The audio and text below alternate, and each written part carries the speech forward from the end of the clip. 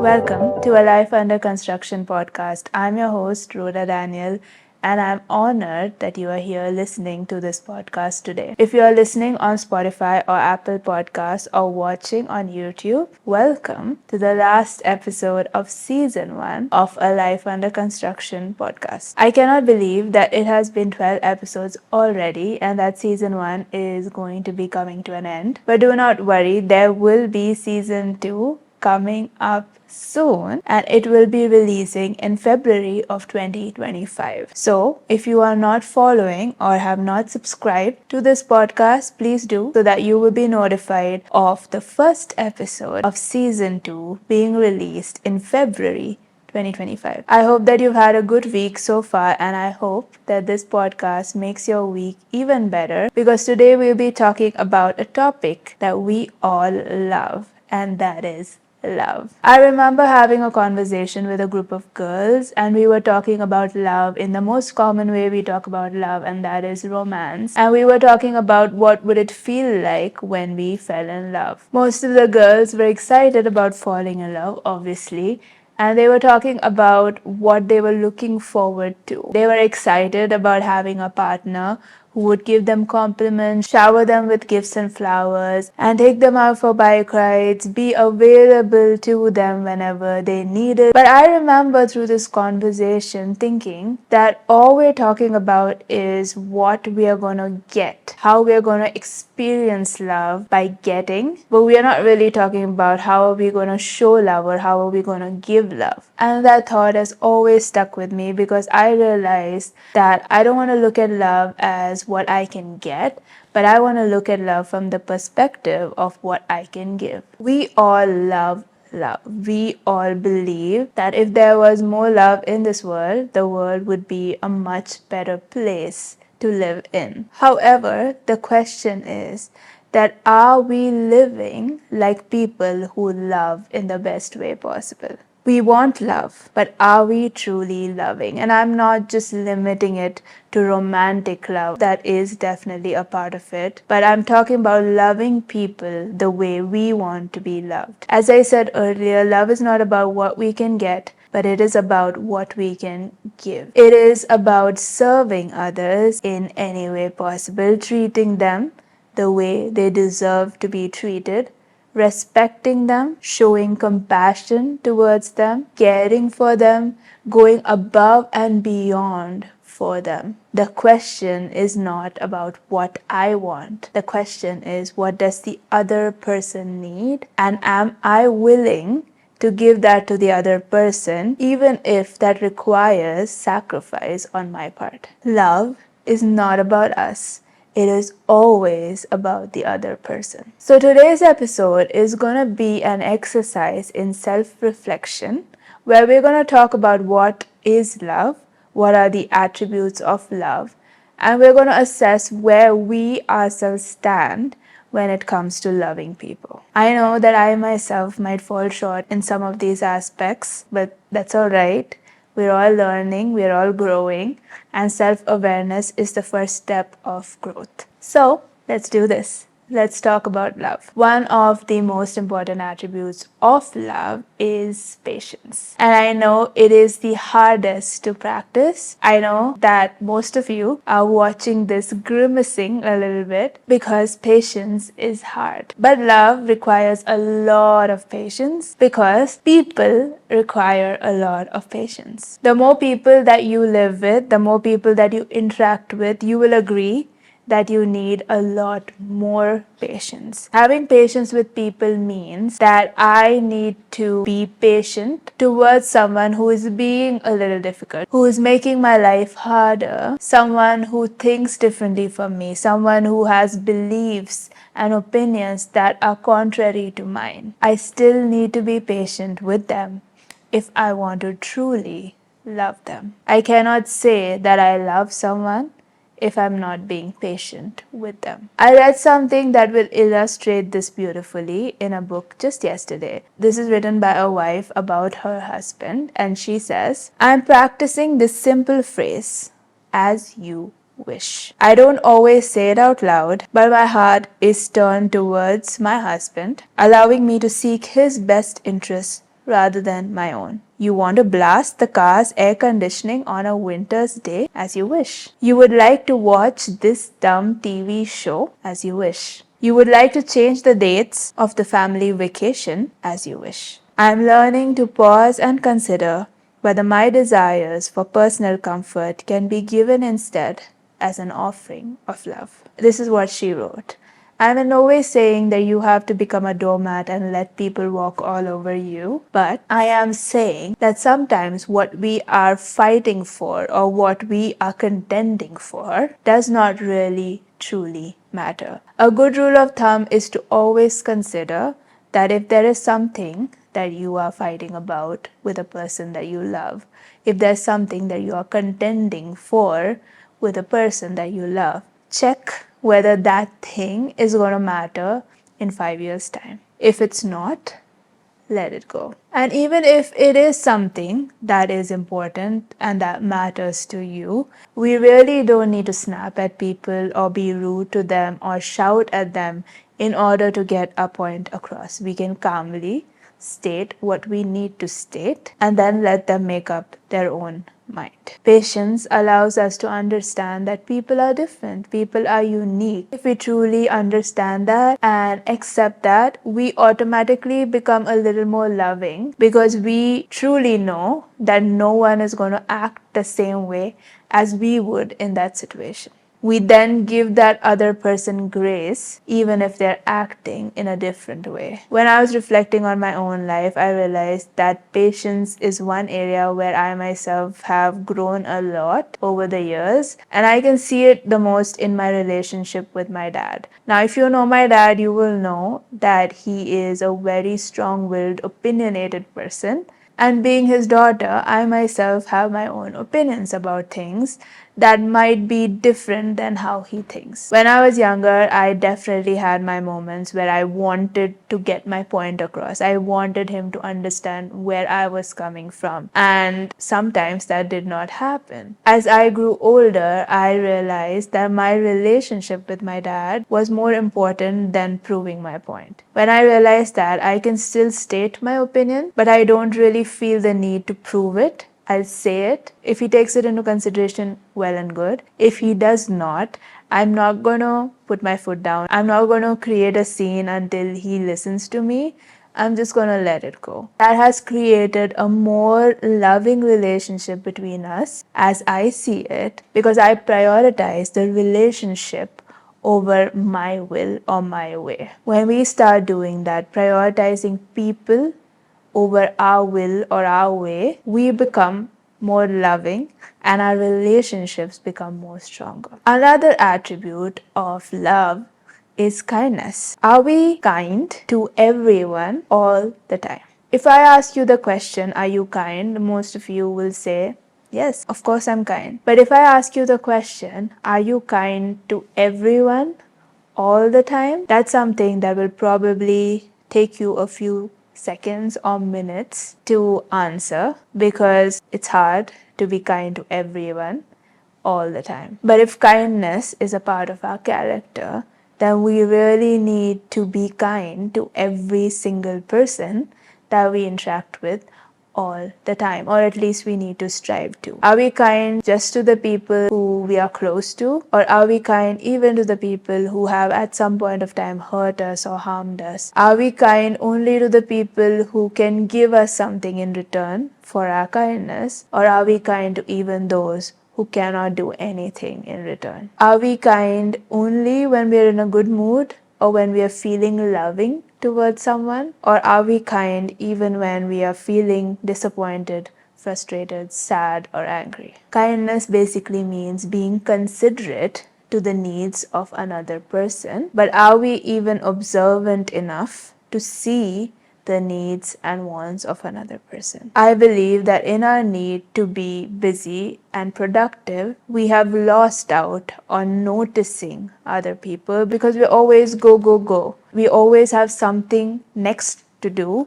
And so we are rushing through life, not noticing the people around us, not seeing what they need, what they want. We're just rushing to get to the next destination. Are we too busy to be kind. We may think we are kind and we may inherently be kind people, but sometimes we just don't notice it. Do we rush back home after work and don't even notice the expression on our spouse's face? Are we taking the time to sit with our kids and have conversations with them and ask them about their day? Or are we just rushing to tell them to do their homework? Are we so obsessed with our to-do list when we are at work that we do not notice that colleague sitting in the corner with a grim expression on their face, just waiting for someone to ask them how they are? Can we slow down enough to be kind and considerate? I think we can. I think we should. Another attribute of love is selflessness. To be able to put the interests of others above our own. Kindness is about noticing what other people want and need and being able to give them what they want or need. Selflessness puts their needs above our own needs. My parents had an arranged marriage. So between the time they met each other and they got married, they just had 3 months to get to know each other. During this time, they were in 2 different cities, long distance, and they also did not have mobile phones. They couldn't talk to each other every single day. They couldn't get on a video call. The primary mode of communication was letters. So on the first day of their marriage, after all the wedding events were over, my mom asked my dad what he would like to drink in the morning once he woke up. And he mentioned tea is fine. So she started preparing tea for both of them every single day, every morning, and they would have that tea together. This continued for a while until they went to stay at my dad's sister's house one night. And before going to sleep, my dad's sister asked my mom, "What do you like to drink in the morning?" She also added that, "I know Danny likes coffee."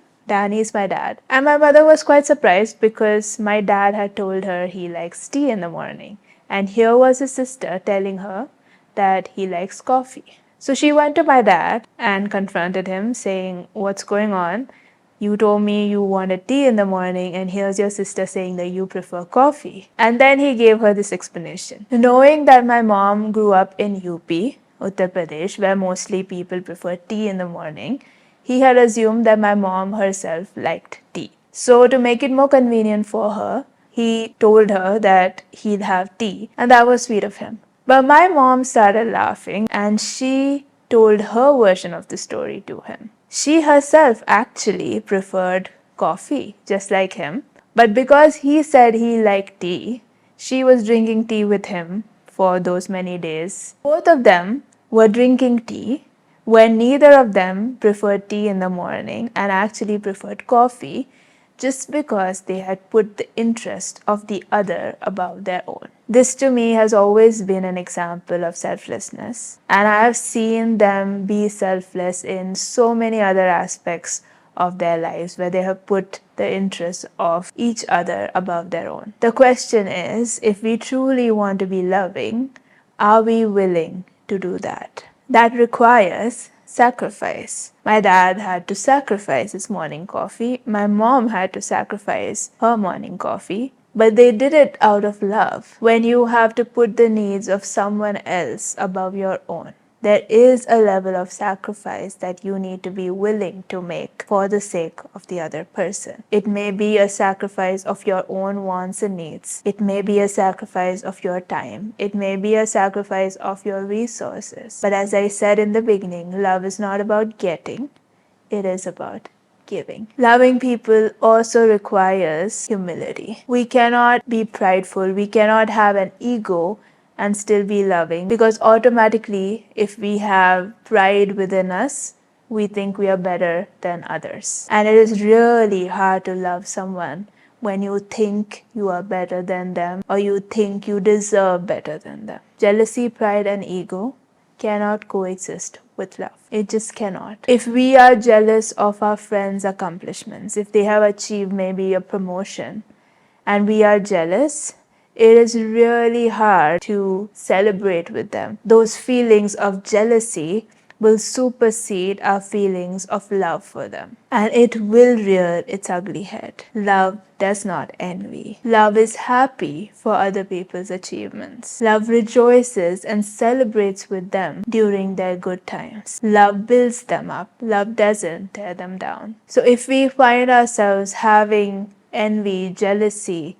irritation within us against someone else, I think we need to first get rid of those things, because we cannot love if those things still exist within us. Love also requires us to be serene and calm in the face of adversity. If I am someone who gets easily angered or easily irritated by someone else, I do not have love within me. I know many people say that they get angry with the people that they love because who else can I get angry at? But I don't agree with that, because at the end of the day, if you truly love someone, why would you speak harsh words to them? Why would you treat them in a way that makes them feel hurt? Words matter, actions matter, especially with the people that we love. So saying that just because they are the ones we love, we can act however with them is really wrong. We cannot be dismissive about how we act or speak to the people that we love if we truly love them. Again, I'm not saying that you cannot share your opinion, but sharing your opinion does not have to lead to anger or irritation or harsh words or violence. Everything can be communicated in a calm and gentle manner. And that is why serenity is so important in love, is so important in a loving environment, is so important in a loving home. Even kids who have grown up in houses where there has been physical or emotional abuse have been found to have developmental and emotional problems because of that environment that they grew up in. Kids who have grown up in loving households have a higher sense of stability, have a higher level of confidence because of the environment that was more conducive for their growth and development. They have a leg up in society, and this is backed by research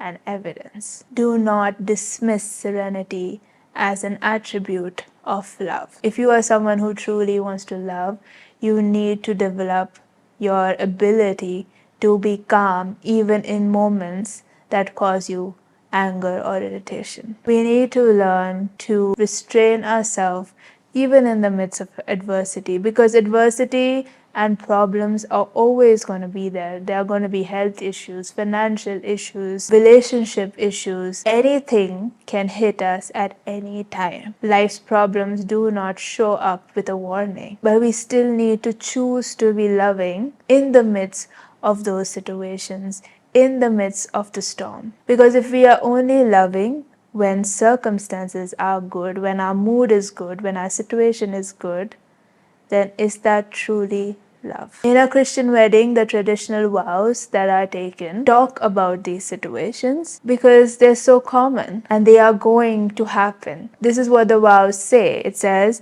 I, so and so, take you to be my husband, to have and to hold from this day forward, for better or for worse, for richer or for poorer, in sickness and in health, to love and to cherish, till death do us part. All of these situations can come at any time. Can we love others despite these situations? Can we choose to love others despite these situations? And that brings me to the last attribute of love that I believe to be important, and that is endurance. It seems a little odd to be talking about endurance when it comes to love, but in a world where love lasts only as long as the feeling of love lasts, we need to talk about endurance. Love is not a feeling, it is a verb, it is a choice, it is a decision, it is an action. It is choosing to love and then loving every single day. Whether it is with our spouse, whether it is with our kids, whether it is with our family members, our friends, our colleagues, our neighbors, people in the community. Once we decide that we are going to choose love, we need to continue to choose love for the rest of our life. It is not based on a feeling because feelings come and feelings go. Feelings are dependent on circumstances, and circumstances shouldn't dictate love. On the good days and the bad days, in the moments of weakness, in moments of strength, when we are feeling good, when we are not feeling that great, when we are loved in return, or when we are not loved in return. At the end of the day, love bears all things, regardless of what comes our way. Love believes all things. It looks for the best in every single person. Love hopes in all things. It remains steadfast in all circumstances. And love endures all things without weakening. If we can truly love in this way, with all these attributes that we talked about today, then I can say that this world is definitely going to be a better place for each and every one of us. So I hope this self-reflection, self-assessment episode gave you an insight of where you stand on the scale of love. Are you always loving? Are you sometimes loving? Or are you barely loving? No matter where you are on the scale today, I hope that you choose to be always loving, because God knows this world needs a lot more love in it and a lot more people who love in it. Thank you for staying till the end. Once again, thank you for all your support on a Life Under Construction podcast over this past season. If you have any ideas or thoughts or requests for topics in season 2, please feel free to comment below the YouTube video or DM me on Instagram at a Life Under Construction with your recommendations, and I will be sure to take it into consideration. I hope you have a good end to the year 2024, and I will see you again next year with another set of topics that will help you live the life that you were meant to live.